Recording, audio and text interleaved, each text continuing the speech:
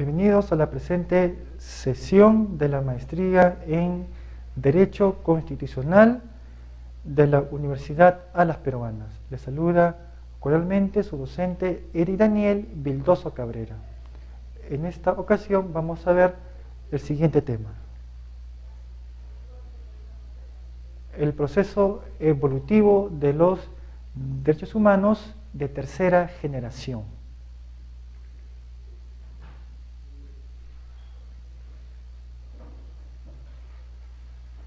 Por todo el efecto vamos a dar las siguientes precisiones terminológicas. Los derechos humanos pueden ser considerados bajo los siguientes puntos de vista. Bajo una visión filosófica puede entenderse como exigencias de la dignidad humana, cuyo reconocimiento y respeto resultan necesarios, entre otras cosas, para legitimar el poder político del Estado. Entonces aquí, bajo esta visión, se puede entender que estos derechos humanos tienen como contenido esencial el principio de la dignidad, y que es propio de todos los seres humanos. Basta con nacer como ser humano para ser beneficiarios de la dignidad, de la dignidad humana, y que a la vez sirven como una suerte de legitimación al poder del Estado. Bajo este respeto, bajo este reconocimiento en cuanto a nuestros derechos, entonces el poder del Estado se va a legitimar. ¿Por qué? Porque este reconocimiento también importa una suerte de limitación al poder despótico del Estado. Entonces, si el Estado o el poder de este se ciñera a este límite, a este parámetro que va a significar este debido reconocimiento, entonces el poder del Estado se va a legitimar. Por otro lado, bajo una visión histórico-política, como reivindicaciones ligadas al origen del constitucionalismo, esgrimidas por los revolucionarios de finales del siglo XVIII frente a las monarquías absolutas europeas del antiguo régimen. Entonces, bajo esta visión, el reconocimiento de nuestros derechos humanos se configuran como una suerte de punto de quiebre en el proceso histórico en cuanto al origen y a la justificación del poder. Recordemos que antes de este punto de quiebre que constituye pues la Revolución Francesa, regía un tipo de sociedad antigua en la cual el poder se justificaba sobre la base de los principios dados por la naturaleza. ¿Por qué el rey era rey? Porque nacía así. ¿Por qué el súbdito era súbdito? Porque nacía de esta manera. Por eso que Aristóteles nos afirmaba que algunos nacen para gobernar y otros nacen para ser gobernados. Esto bajo una visión natural. Sin embargo, esto cambió a raíz de la Revolución Francesa, en la cual se iba a dejar de lado el principio de la desigualdad, el principio natural para crear un artificio, es decir, el principio de la igualdad, en la cual el poder ya no nacía bajo principios dados por la naturaleza, sino el poder nacía bajo un nuevo artificio, el artificio de la soberanía. Como esta soberanía parte del pueblo, es el pueblo quien sobre la base de su poder va a delegar al ente público para que en su nombre y en su representación pueda ejercer el mismo. Bajo una visión jurídico tenemos para referirse a la posición de los ciudadanos frente al Estado. Entonces, bajo esta visión vamos a entender que el Estado es un enorme bloque, un monstruo, ¿no? Él es el Leviatán, como decía Tommy Hibbs, quien nos va a imponer su santa voluntad. Pero esta imposición de su santa voluntad en aras de ejercitar su poder sobre los ciudadanos va a ser un ejercicio limitado, un ejercicio condicionado, en mérito a que este poder no es originario del Estado, sino es un poder delegado por parte del mismo Estado. Es el pueblo quien le delega esta facultad, para que luego el Estado, sobre las condiciones que le vamos a imponer, donde en la norma constitucional, ¿okay?, va a imponernos su santa voluntad, ya no en la norma constitucional, sino en la norma legal. Así como a los mecanismos y procedimientos que el ciudadano puede utilizar para exigir determinados comportamientos de los poderes públicos.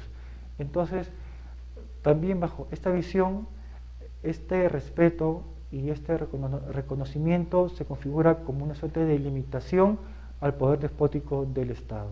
Es decir, le vamos a exigir al Estado que nos brinde ciertas garantías para que su poder no se desborde.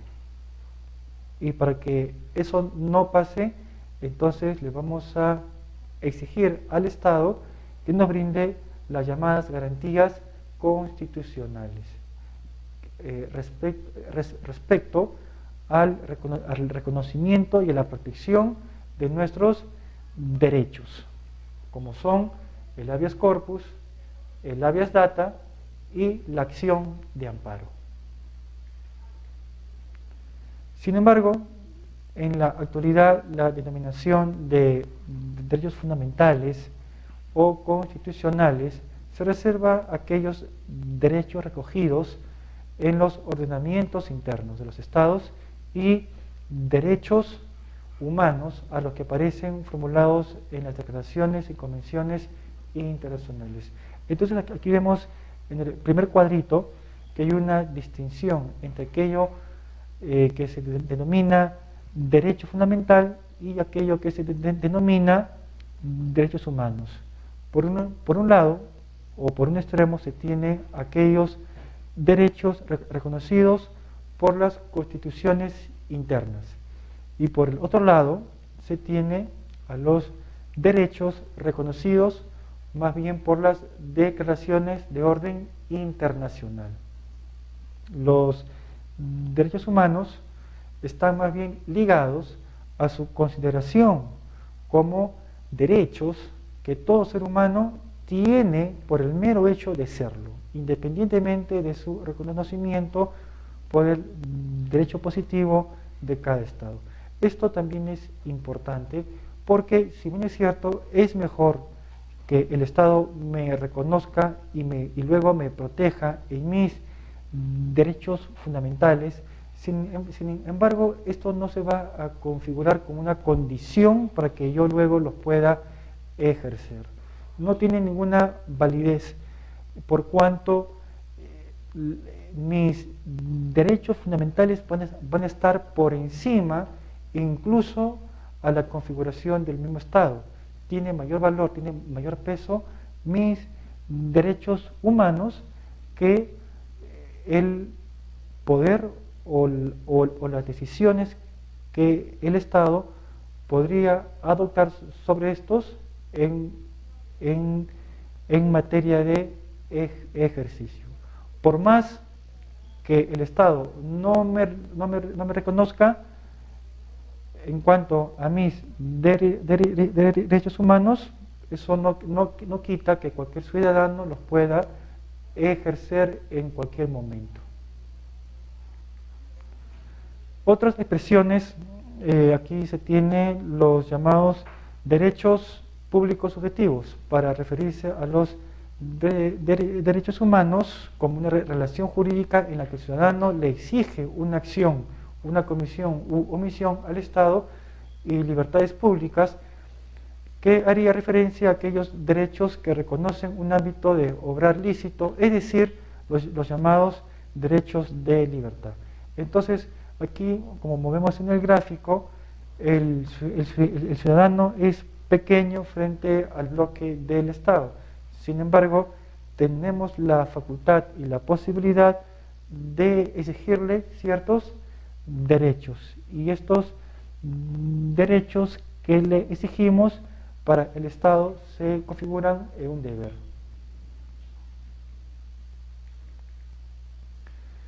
En cuanto al concepto, podemos comentar que los derechos van indisociablemente unidos a la idea de libertad. A la hora de relacionar los dos términos resulta necesaria, más que una diferenciación terminológica entre ambos, su consideración como dos términos que describen una misma realidad, solo que desde perspectivas diferentes.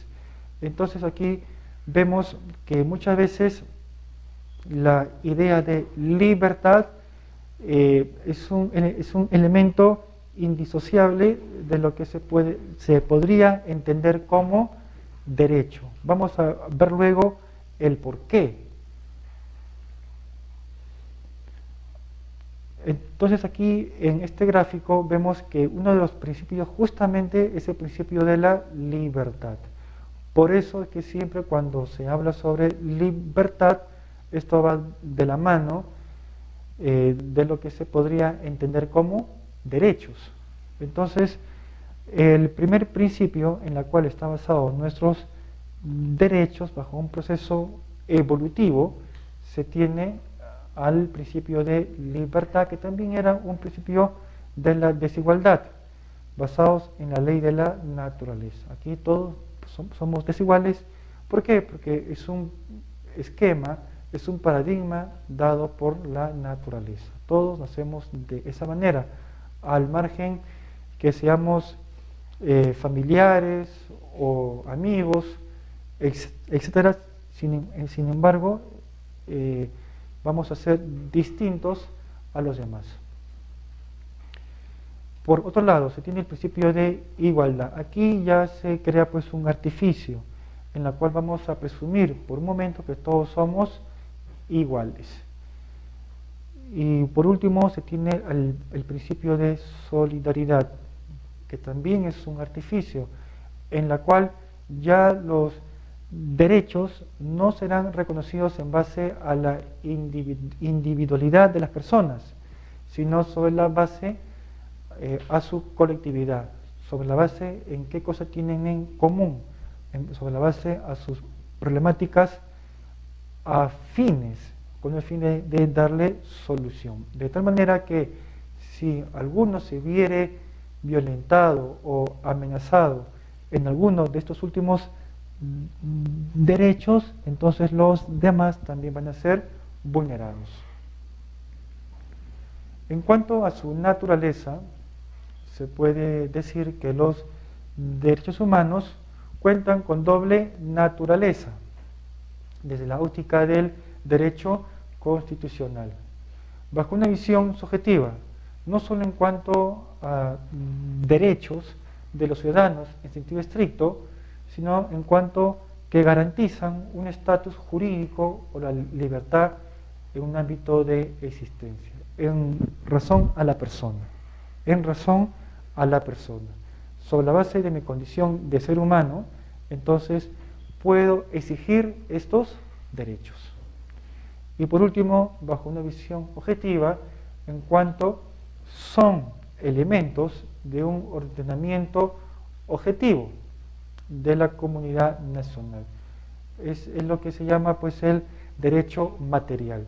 Es el conjunto de legislación presente en mi ámbito nacional con el fin que en el caso que yo me vea amenazado o vulnerado en mis derechos humanos, entonces yo pueda realmente hacerlos efectivos.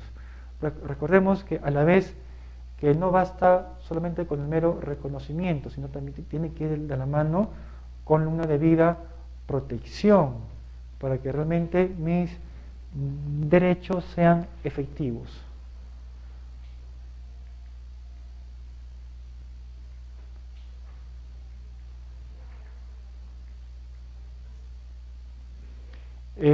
Igualmente, cabe referirse a su diferenciación respecto al concepto de garantía institucional. A diferencia de los derechos, la garantía institucional no buscaría su origen en realidades persistentes al poder del Estado, pero semejanzas de ellos vendrían a limitar la actuación del legislador, porque éste no podría transformar tales instituciones hasta el punto de que resulten irreconocibles. Entonces aquí también surge como una suerte de garantía. Como vemos en el gráfico, el Estado pues es ese enorme elefante, ¿no? Es un aparato bastante poderoso, pero al margen que el pueblo con respecto al Estado sea muy pequeño, sin embargo le va a pedir y hasta exigir ciertas garantías para que su poder no se desborde, para que su poder no resulte despótico, para que su poder no resulte absolutista. Entonces nos brinda estas garantías, ¿para qué? Para que sirvan como limitación. Y esta limitación también va a repercutir en forma directa en la configuración de todo Estado democrático de derecho. Aquí vemos algunas características o caracteres. Aquí nos dice que el reconocimiento de este conjunto de derechos como de especial importancia para el desarrollo del ser humano ha formado parte de un proceso histórico que se inicia principalmente con la aprobación en diversos estados de una serie de documentos en los cuales se establece una relación de determinados derechos que son considerados como anteriores y en consecuencia superiores al Estado, el que a su vez se encuentra obligado a garantizarlos y protegerlos. Por eso yo les comentaba que al margen que el Estado reconozca o no mis derechos, de todas formas yo en mi calidad de ser humano los voy a ejercitar, aunque uno no cuente con la venia ni con la protección del Estado. ¿Qué pasaría, por ejemplo, si el Estado no me reconociese el derecho a la vida?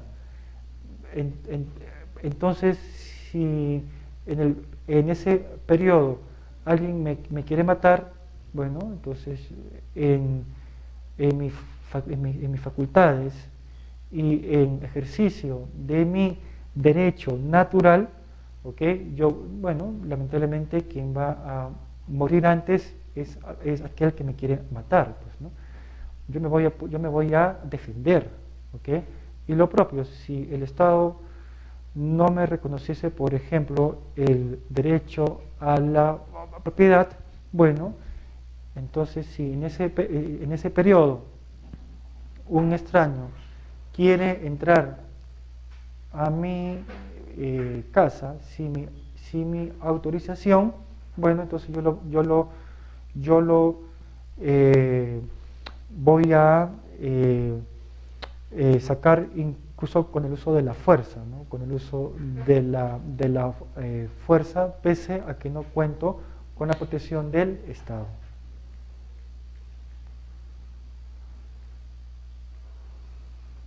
Aquí vemos algunos antecedentes, ¿no? Todo esto nace a partir de la Carta Magna de 1215, ¿no? La Bill of Rights, ¿no? De 1689, la Declaración de Derechos de Virginia de 1776 y la Declaración Universal del Ciudadano de 1789. Bueno, entre otros documentos, ¿no? Todos estos son antecedentes a lo que iba a venir después en aras de proteger nuestros derechos humanos. Aquí vemos que esto tiene dos ámbitos, ¿no? Y que ha sido desarrollado a lo largo del siglo XIX.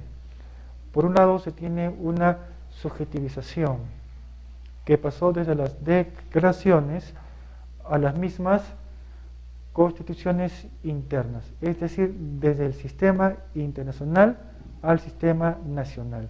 Y por otro lado se tiene la positivización, es decir, la proclamación de derechos se combinó con la intervención de otras normas encaminadas a complementar y detallar su regulación jurídica. Es decir, que una vez que los estados en sus constituciones internas iban reconociendo estos derechos, esto fue de la mano con otro tipo de normas de tipo ordinario, con el fin que estos realmente estén garantizados. Aquí vemos que todo fue un proceso, no fue fácil que los estados internos reconociesen estos derechos humanos. Vemos que estos reconocimientos fueron como consecuencia de revoluciones, como el caso de México y de Alemania. Recién, por ejemplo, a principios del siglo XX fueron reconocidos en constituciones internas lo que se conoce como los derechos de segunda generación.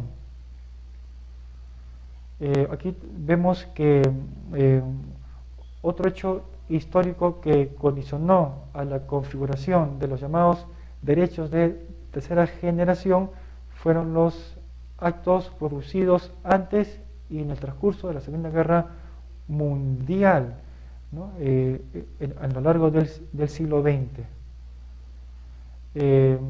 En la actualidad, como vamos a ver luego, estos llamados derechos de tercera generación aún no han sido todavía reconocidos a su plenitud por los estados internos, sino que están todavía en un proceso. Aquí vemos el proceso evolutivo por generaciones, ¿no? En una primera generación, que está en la parte superior, estos surgen como consecuencia de la Revolución Francesa, ¿no? Tal como hemos comentado, este proceso de reconocimiento no fue tan fácil, ¿no? Fueron reconocidos como consecuencia muchas veces de actos violentos, de actos revolucionarios. Esto pasó pues en el siglo XIII, entre el siglo XIII al siglo XVIII. Se consolidan como consecuencia del éxito de las revoluciones tanto en Inglaterra como en Francia. Han sido reconocidos por los estados internos.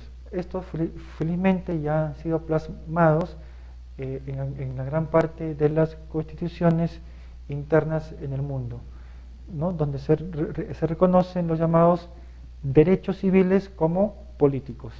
Una segunda generación surgen como consecuencia de la revolución socialista en el transcurso del siglo XIX a principios del siglo XX.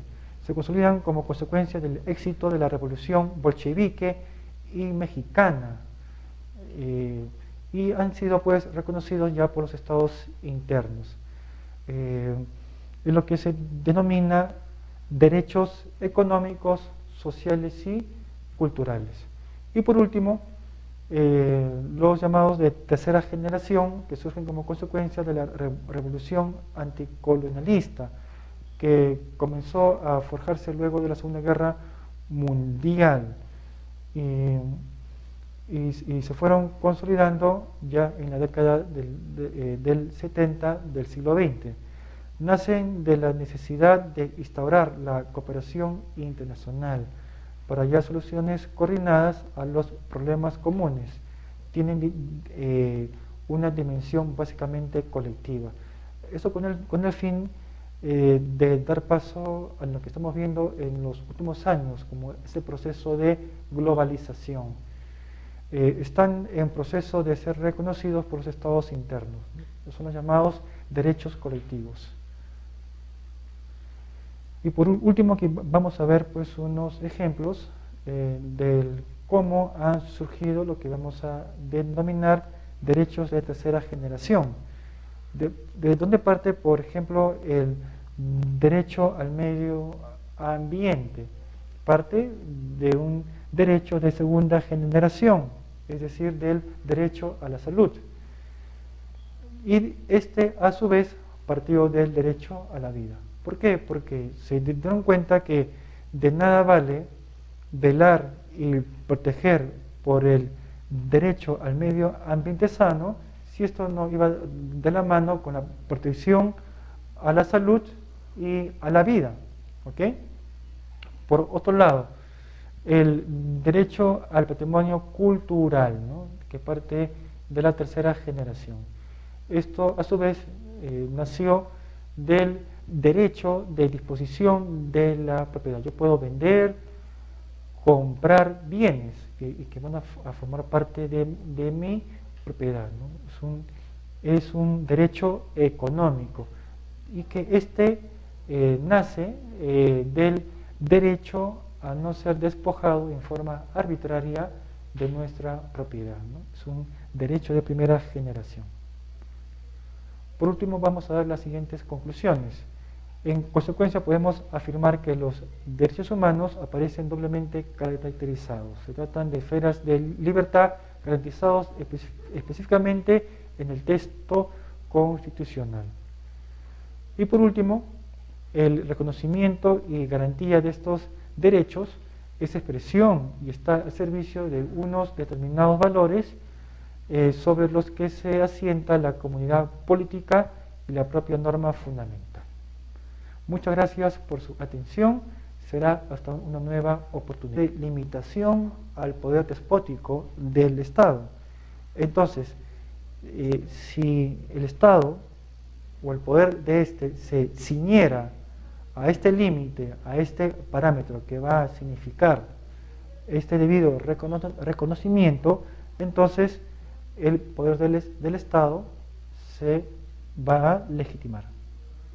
Por otro lado, bajo una visión histórico-política, como reivindicaciones ligadas al origen del constitucionalismo, esgrimidas por los revolucionarios de finales del siglo XVIII frente a las monarquías absolutas europeas del antiguo régimen.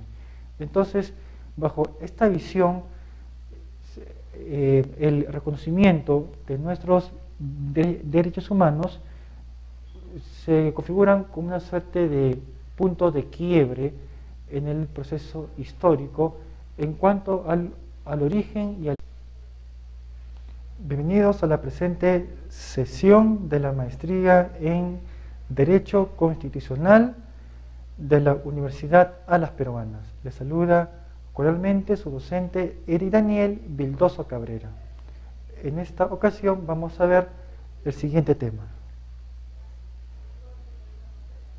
el proceso evolutivo de los derechos humanos de tercera generación.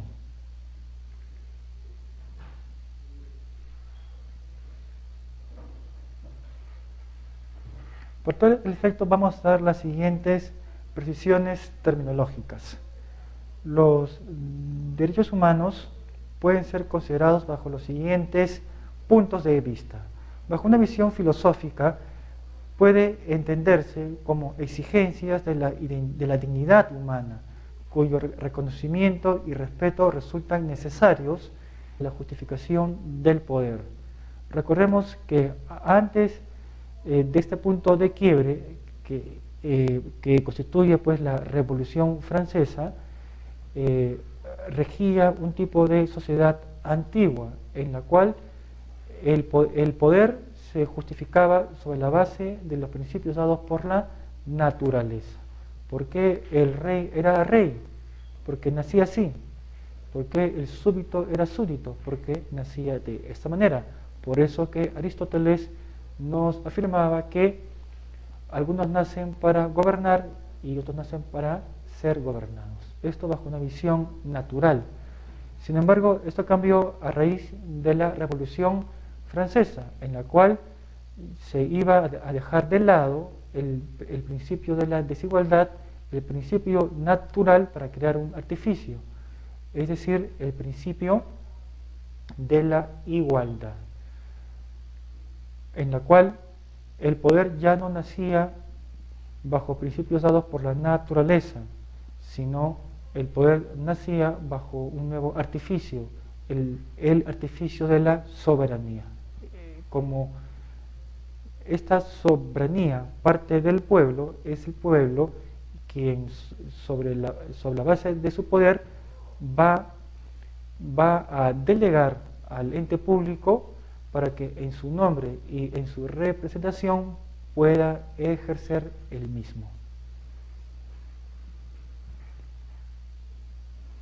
Bajo una visión jurídico tenemos para referirse a la posición de los ciudadanos frente al Estado. Entonces, bajo esta visión vamos a entender que el Estado es un enorme bloque, entre otras cosas, para legitimar el poder político del Estado. Entonces, aquí, bajo esta visión, se puede entender que estos derechos humanos tienen como contenido esencial el principio de la dignidad, y que es propio de todos los seres humanos. Basta con nacer como ser humano para ser beneficiarios de la dignidad, de la dignidad humana, y que a la vez sirven como una suerte de legitimación al poder del Estado. Bajo este respeto, bajo este reconocimiento en cuanto a nuestros derechos, entonces el poder del Estado se va a legitimar. ¿Por qué? Porque este reconocimiento también importa una suerte